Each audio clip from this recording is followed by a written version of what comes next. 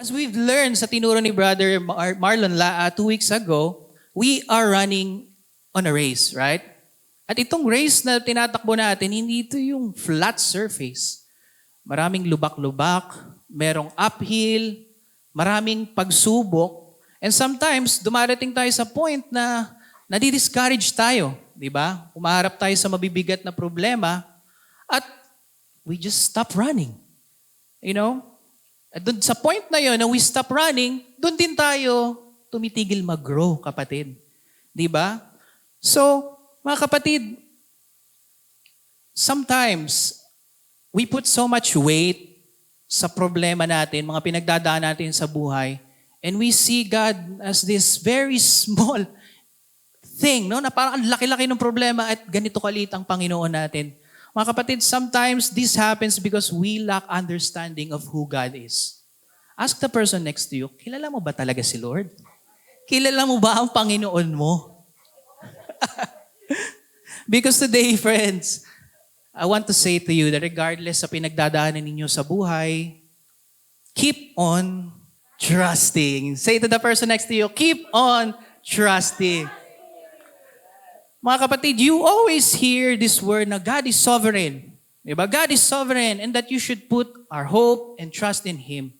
But being sovereign, our God being sovereign, ultimately relies, or the reason for God's sovereignty is because of His divine nature. Namely, na He is all-powerful, He is all-present, and all-knowing. You know, na this is how powerful and amazing the God that we serve. But hindi natin kayang, we don't have enough time kung iisa-isahin natin yan. So today, I just want to focus on the third one, which is God's omniscience, or Him being all-knowing. So omniscience came from the Latin word, means all-knowing. Yung bagay po na yan, yung omni means all, at yung science came from the root word scientia, means knowledge. So when we say all-knowing, God is all-knowing, alam niya lahat ng bagay. And when you read the Word of God, you can see that this is being described all throughout His Word. And here are some of the verses. Okay, let's read this all together. Psalms 139, verse 1 to 4. O Lord, you have examined my heart and know everything about me. You know when I sit down or stand up. You know my thoughts, even when I'm far away. You see me when I travel and when I rest at home.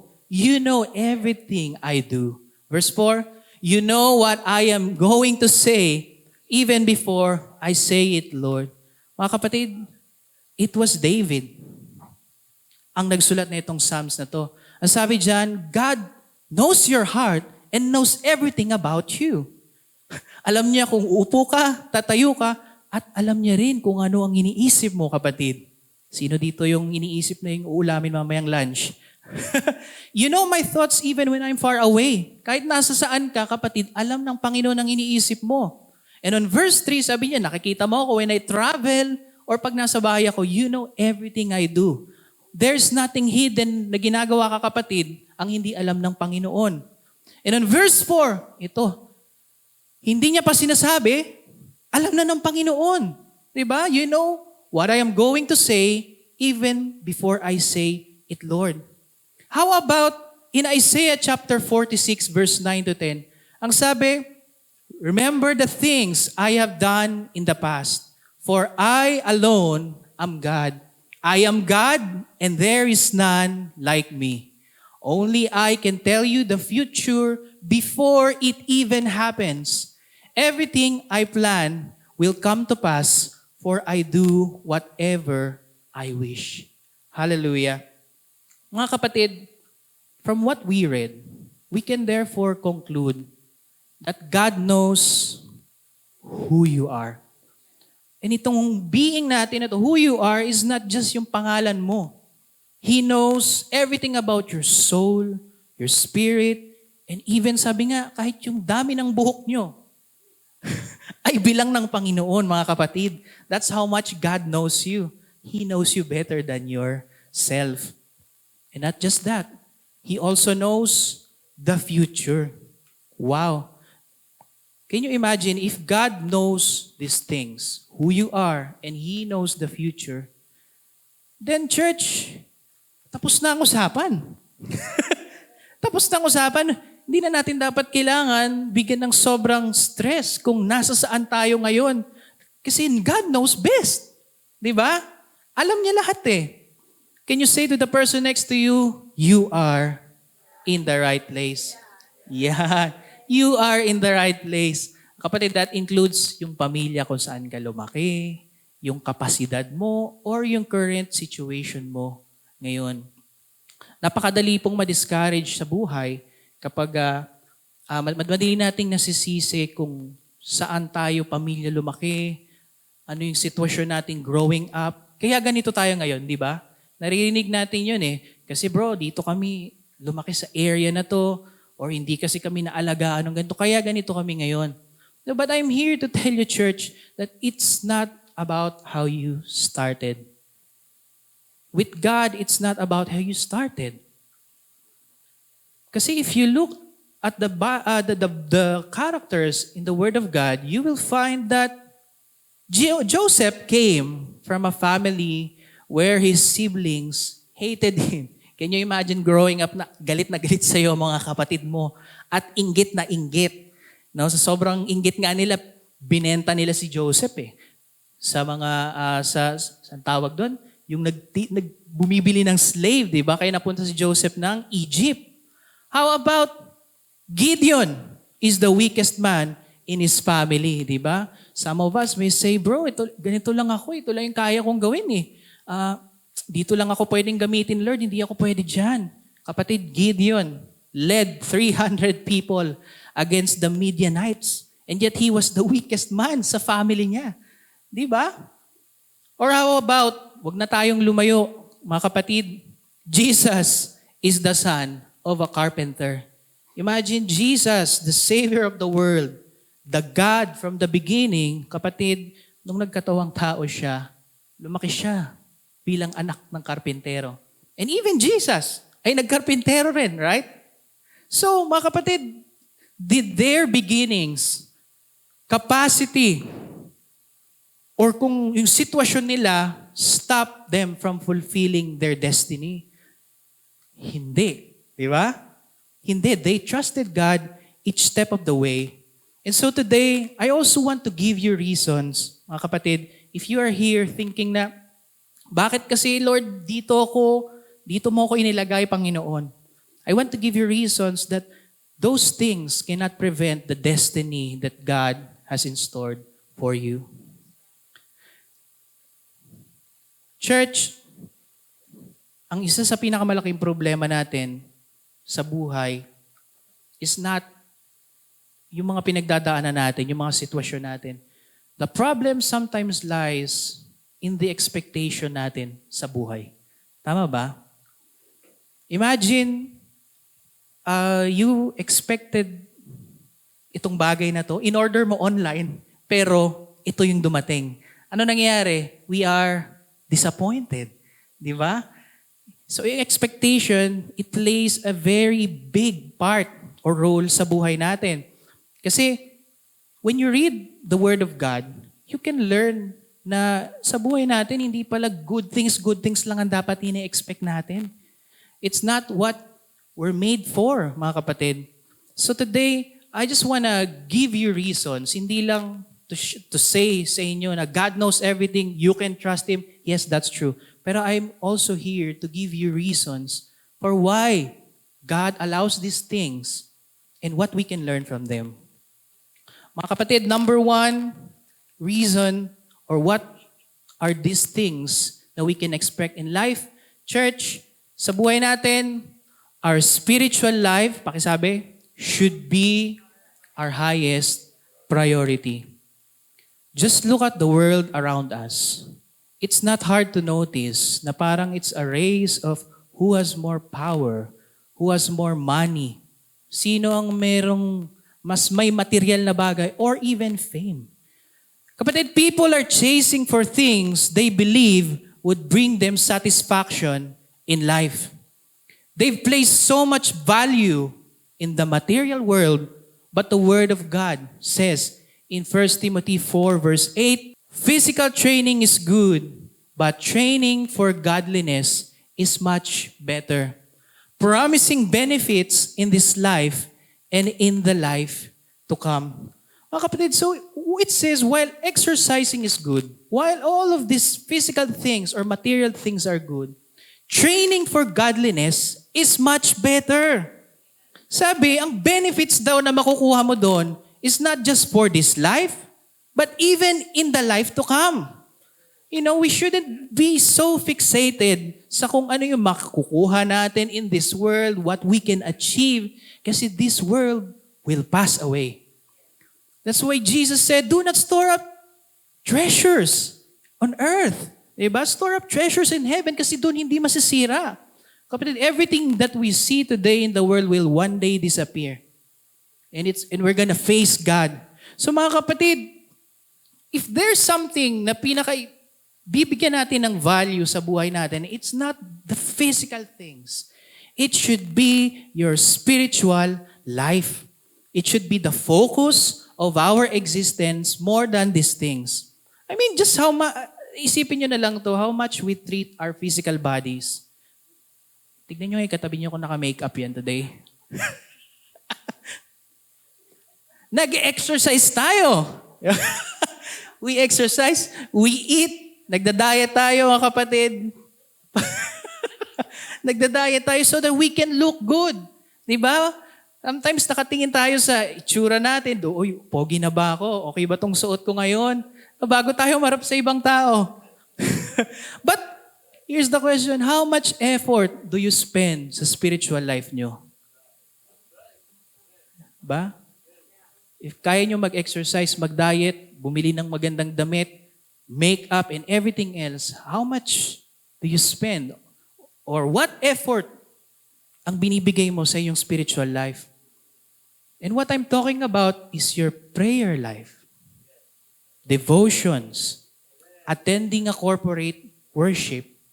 Kapatid, we should remind ourselves na while physical things are important, yes, maganda to, pero ang benefits lang nito is for this life. Our spiritual needs are the most valuable things in life. Amen?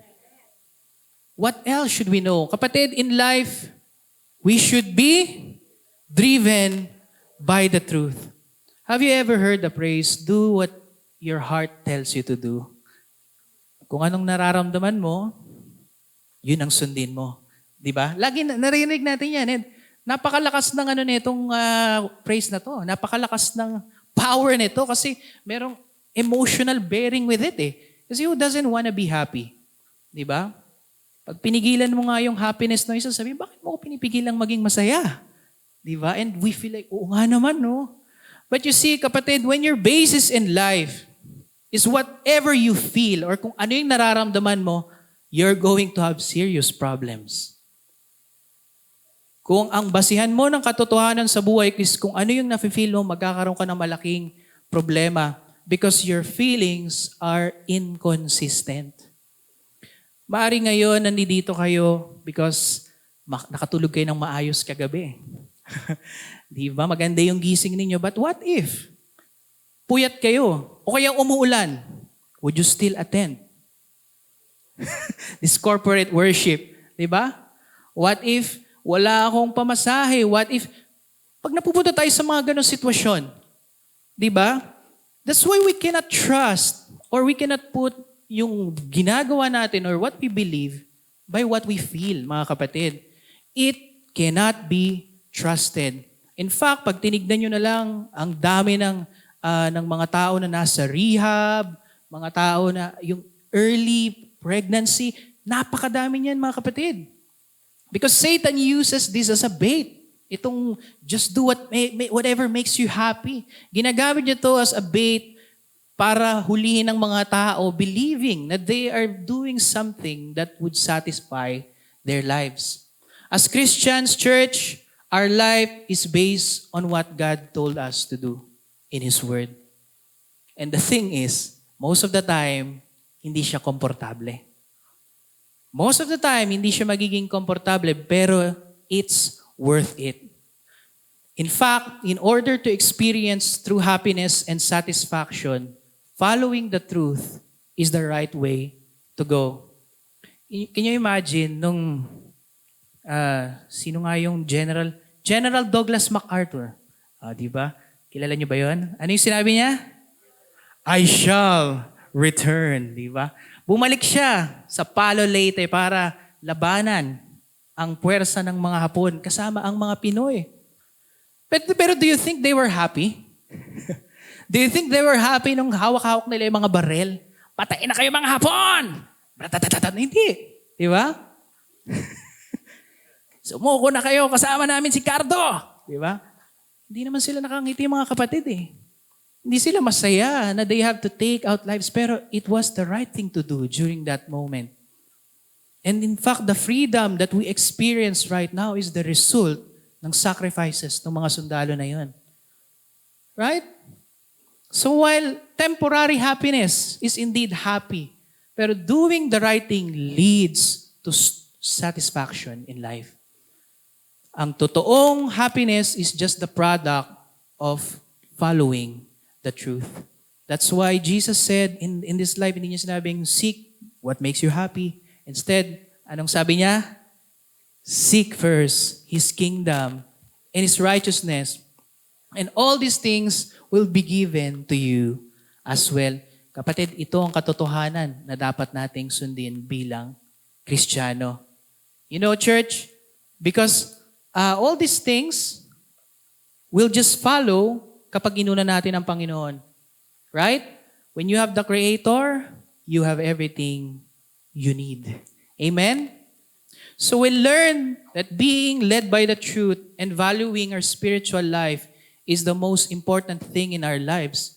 Then what else can we expect in life as Christians? Kagaya na sinabi ko, when we follow the truth, it will sometimes be uncomfortable. And nobody wants it. Diba? But as Christians, dapat ine-expect mo na yung trials and hardships. Because it's not there para pilayan ka. It's not there para ibagsak ka ng Panginoon. In fact, you will have more to gain sa discomfort than just by staying sa inyong comfort zone. So here, I will give you also some reasons why God allows trials in hopes that we might see it sa ibang perspective naman, mga kapatid. And probably appreciate God. Thank you, Lord, for allowing this to happen. Mga kapatid, we experience hardships and trials in life to discipline us. Pakisabi ulit, to discipline us. Sabi ng Hebrews chapter 12, verse 7, endure hardship as discipline. God is treating you as His children. For what children are not disciplined by their father? You see, mga kapatid, pag dumadaan pala tayo dito sa hardships and trials, sometimes, it's because God is disciplining us. Dinidisiplina tayo ng Panginoon. Kasi He treats you as His children. Alam niyo, ang bata, regardless kung paborito niya yung gusto niyang kumain ng ice candy araw-araw, bilang tatay, hindi mo yan ibibigay. Di ba? Because na pag binigay mo yan araw-araw sa kanya, it could potentially lead to something wrong. Di ba? And as Christians, mga kapatid, God's way of correcting us sometimes, sabi nga, comes by allowing hardships and trials. Another example of this would be, pag masyado tayong matindi yung pride natin sa sarili natin. Sometimes God allows situations that would remind us na He is the one in control and not us. In fact, Apostle Paul experienced this. And the rest of the gang, nang nasa Asia sila, basahin natin, indeed, we felt we had received the sentence of death. But this happened that we might not rely on ourselves, but on God who raises the dead. He has delivered us from such a deadly peril, and He will deliver us again. On Him we have set our hope that He will continue to deliver us. You see, kapatid, That is Apostle Paul. Si Pablo na yan, mga kapatid, ano sabi niya? It happened that we might not rely on ourselves, but on God who raises the dead. The problem with us is that inaalis natin ang Panginoon sa picture ng buhay natin minsan. Pag nagde-decide natin, pag nagde-decide tayo sa mga bagay-bagay natin, we don't even, nakakalimutan natin na i-acknowledge ang Panginoon. Ask for His guidance. In fact, bago kayo umalis ng bahay, if you don't pray, you don't read your word, it's the same as saying na, Lord, I don't need you today. I don't need you today. Diba? Hindi ko kailangan yung guidance mo today kasi you don't read the Word of God. Hindi mo alam na God has something to say to you. Tapos pag nagka-problema na tayo, Lord, bakit mo hinayaang mangyari to sa akin? Di ba? Ganun na yung nagiging boses natin. Mga kapatid, God disciplines the one He loves. Kaya kapag dinidisiplina tayo ng Panginoon, dapat hindi natin to i-take as something bad or take it against God. Pero see it na God loves you, mga kapatid. Say to the person next to you, God loves you, church. Yeah. God allows trials and hardships in life as well to increase our capacity. In James chapter 1, verse 2 to 4, ito, paboritong verse to ng mga dumadaan sa pagsubok. Kapatid, basahin natin. Consider it pure joy, my brothers and sisters, whenever you face trials of many kinds, because you know that the testing of your faith produces perseverance.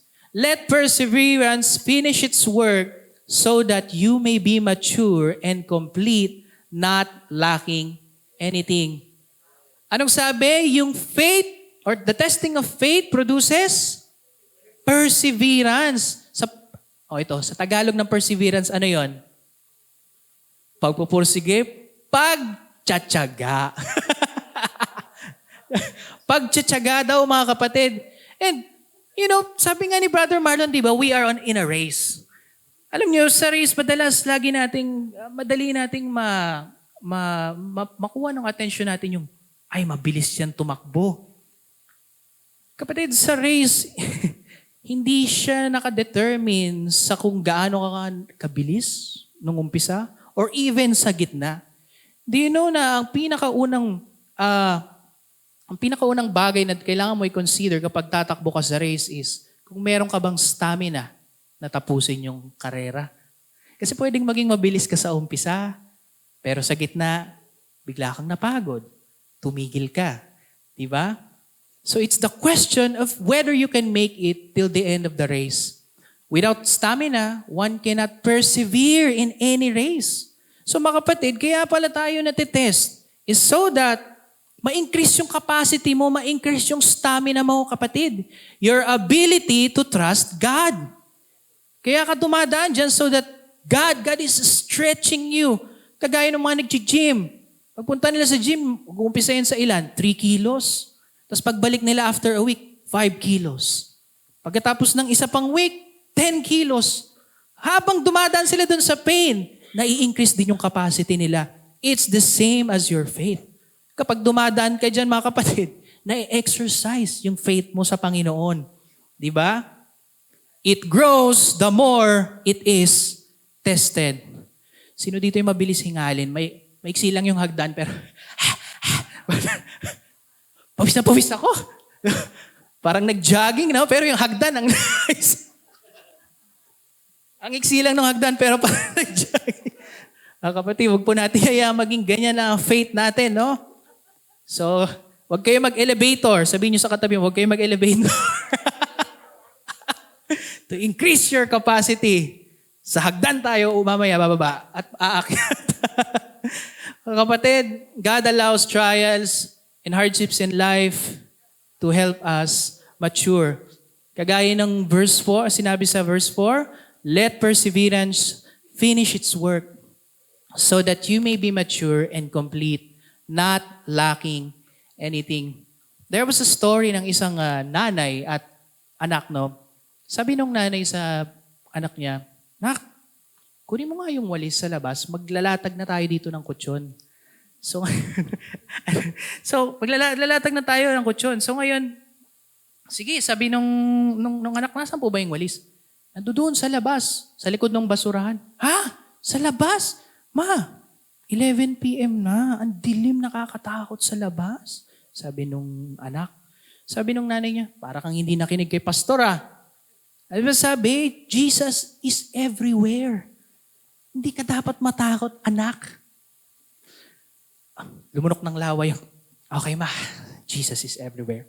So lumabas siya. Hindi siya lumabas actually. Binuksan niya lang yung pinto. Sabi niya, "Jesus, pakiabot nga yung tambo." Mga kapatid, the truth is you cannot be a baby Christian forever. We are called to maturity. And since God knows us fully well, di ba? Sabi nga, God knows you fully well. He also knows the part or areas in your life that needs development. Di ba? That's why He allows these trials specifically dun sa mga area na yun. Bakit? In order that you may be mature and complete. Di ba? Alam niyo yung kompleto? Kapag kulang ka, hindi ka kompleto. Wow! Yun yung sinasabi dyan, mga kapatid. There are areas in our life na kailangan pang ma-develop. Maring hindi mo pa kayang pagkatiwalaan si Lord dito. Kaya dito kanya tinetest. Di ba? You see, God will not send an underdeveloped Christian. He is looking for mature sons that will accurately reflect Him here on earth. Mga kapatid, hindi ka pwede magpadala ng baby sa gera. Kahit nga yung kalahating training pa lang, hindi mo pa rin pwedeng ipadala yan eh. Until you've completed it, only can you go doon sa war. This is how God uses these trials and hardships pala, no? So, sabi dyan, if God is looking for mature sons and daughters, then mga kapatid, God will be using you. Sabihin nyo nga sa katabi niyo yun, God will use you. Huwag ka nang tumingin sa iba. Ikaw ang gagamitin ng Panginoon. Lord, wag muna ako ang opening prayer sana. God will... Ay, ako na naman, di ba? Okay, yung mga tumatago, mga kapatid, kapag God is gonna use you, hindi tayo pwedeng maging baby Christian forever. No? Bitawan na ang tsupon. Di ba? Huwag na tayong uminom ng gatas. This is the reason. Now, even when we look at the life of Paul, can you imagine si Paul? Grabe yung pinagdaanan niya. Alam mo, one can only imagine kung ano yung pinagdaanan niya. Sobrang pain, nabugbog, pinagbabato, pinaghahampas, nakagat ng ahas, nag-swimming sa dagat kasi nasira yung barko nila. Kapatid, sabi niya, I've experienced many sleepless nights. Na-experience niya na gutom, na-experience niya rin na meron. Pero sinabi niya ba, Lord, I am losing. Sinabi niya ba, natatalo na ako sa buhay? Ang malas ko naman. Hindi yun sinabi ni Paul. Instead, sabi niya, no, in all these things, we are more than conquerors through Him who loved us. Amen? Palakpakan natin ang Panginoon. The next time you find yourself in trials and hardships, church, ask yourself, Lord, ano bang tinuturo mo sa akin? Diba? Whenever you face discomfort, lagi mong tatanungin sa sarili mo yun, Lord, dinidisiplina mo ba ako? Lord, ini-increase mo ba yung capacity ko, Lord? Kasi meron talaga rin na dumaan tayo sa problema na dahil sa consequence ng sarili nating kasalanan. Di ba? Hindi mo pwedeng isisi sa Panginoon lahat, kapatid. You can choose you are free to choose kung anong gusto mong gawin, pero you are not free to choose the consequence ng gagawin mo. Right? So, God knows everything that you need, kung saan ka lumaki, kapasidad mo, kapatid, it doesn't matter. And even the people He placed in your life, that includes the pastors, yung life group leaders, friends, mga ka-churchmate nyo, mga kapatid, ang Panginoon ang naglagay niyan dyan for a purpose. So don't hesitate, no, to ask them for directions. If you're facing tough decision, wag mong sarilihin. Kapatid, God placed them for a reason. You just need to find that out. Amen? So church, while it's true na dumadaan tayo sa mga to, at least now we learn na, kailangan ko pala talagang daanan to. Diba? Because it's producing something valuable na hindi mo makukuha in comfort. Amen? So, church, God's omniscience or God knowing everything also means you are secured in the love of God. And what do I mean by this? Kapatid, maraming beses na it's true you cannot please everyone. Tama ba? There will be people na kahit gumawa ka ng mabuti, iba ang iniisip sa atin. Tama ba? You will be judged sa intentions mo, sa motibo mo, sa buhay.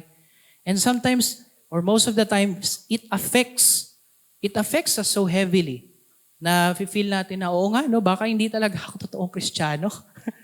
Oo nga, no, baka talaga nagpapanggap lang ako. Kapatid, God knowing everything is a source of comfort. You are secured. Sabi ng 1 Samuel 16:7, but the Lord said to Samuel, do not consider his appearance or his height, for I have rejected him. The Lord does not look at the things people look at. People look at the outward appearance, but the Lord looks at the heart. Kapatid, God knows your heart. If you are here today and you feel like merong mga nakakaranas ka nitong criticism sa mata ng ibang tao na naisip mo, ano kayang iniisip nila sa akin?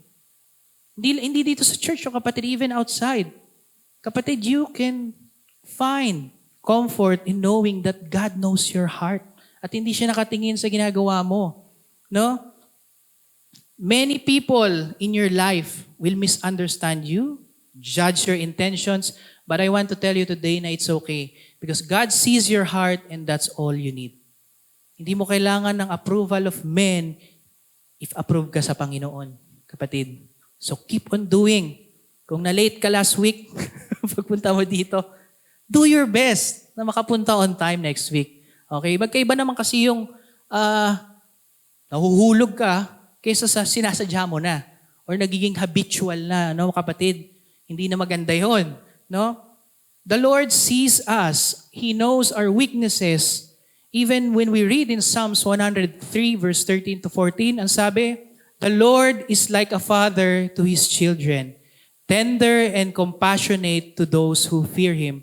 For he knows how weak we are. He remembers we are only dust. Mga kapatid, lagi nating gustong-gusto nating, yun na nga, itaas yung mga, napaka-faithful niyan, tao na yan, It's true na we should admire those. Pero you know what? We should also give grace sa mga tao that are trying. Pero somehow, hindi nila namimit yung standard sometimes. In their hearts, they want to do it. Pero sometimes yung weakness natin, yun nga yung human frailty natin, kapatid. And yet, with all of these things, God understands us. Alam niya yun eh.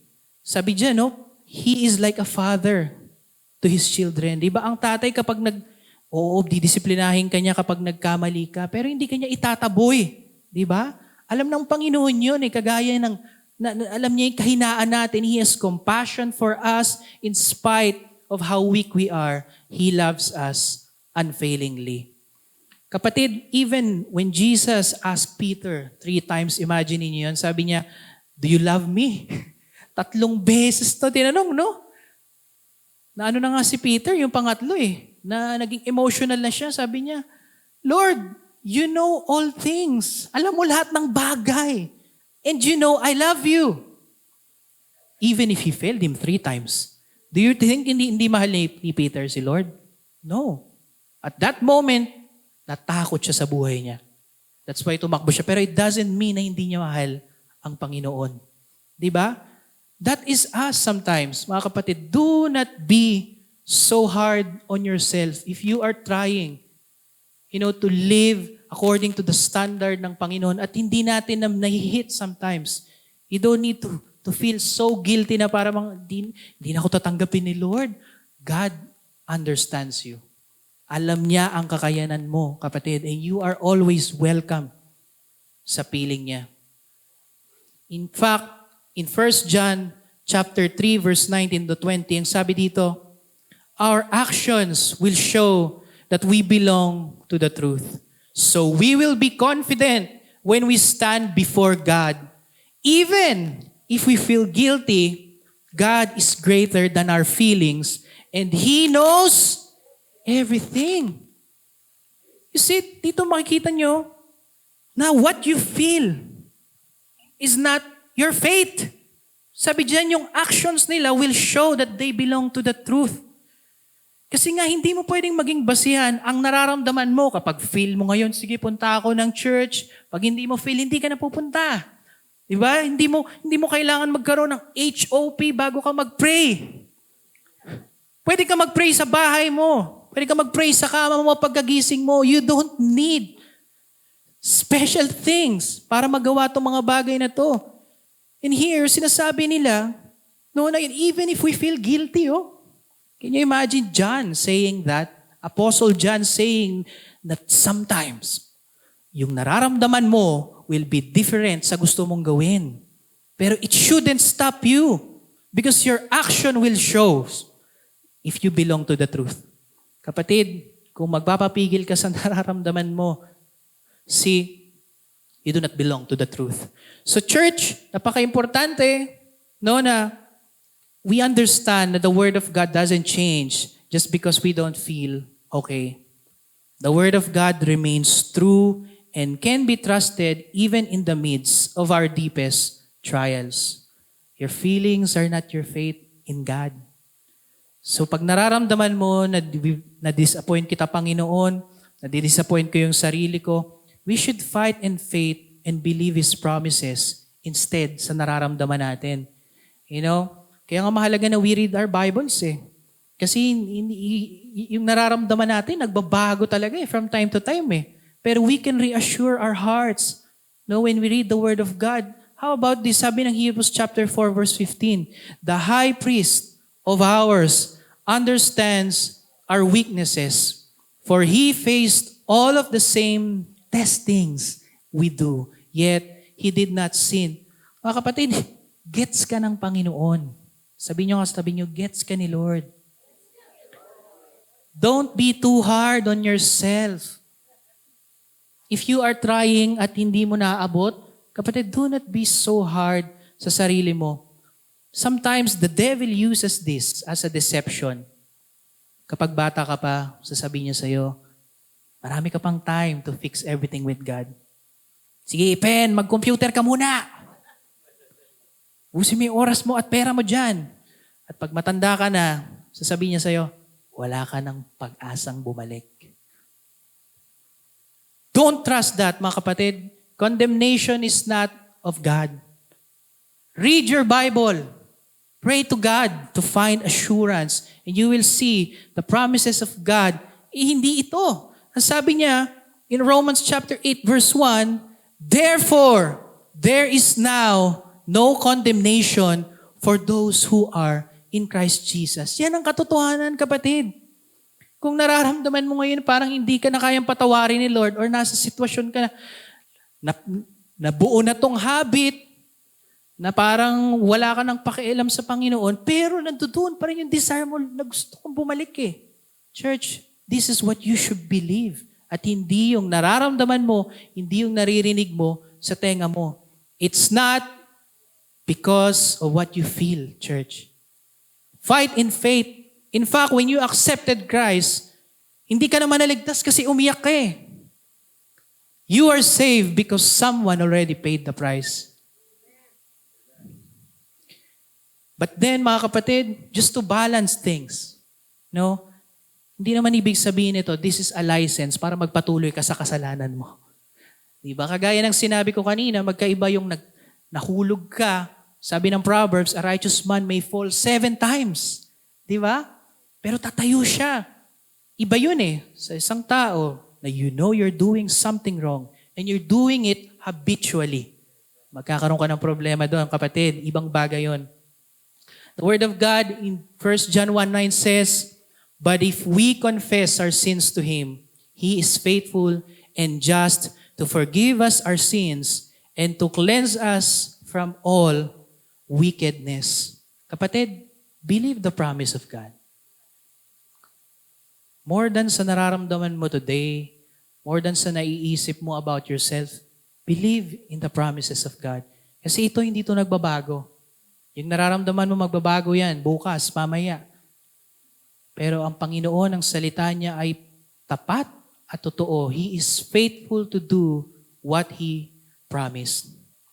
And so, as we end church, let's continue to be reminded that God, knowing everything, should bring comfort and security in our lives na there is no accident sa buhay mo.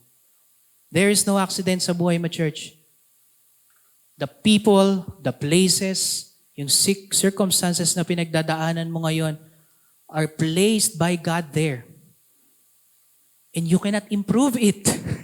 Kasi nga alam ng Panginoon lahat, He knows what's best. Diba sometimes we think we know better than God. Lord, bakit ganito nangyayari sa akin? We judge this, yung future natin based sa current situation natin. Diba nabubulag tayo noon? Ang sabi ng Word of God in Romans, all things, hindi sinabing some things. We know that in all things, all things work together for good. All things work together for good for those who love God. So mga kapatid, it's not just some things, but all things. There is no accident sa buhay mo, kapatid. As well as God understanding your weakness. It's a source of comfort that God knows everything kasi naiintindihan ka niya. He knows your weakness. There's no need to hide your doubt, your sins, or your struggles before Him. We don't need to wait too long. Di mo na kailangan mag-antay ng sobrang tagal bago ka humingi ng tawag sa Panginoon. Kasi nga, ang forgiveness ng Panginoon is based on what His promises are.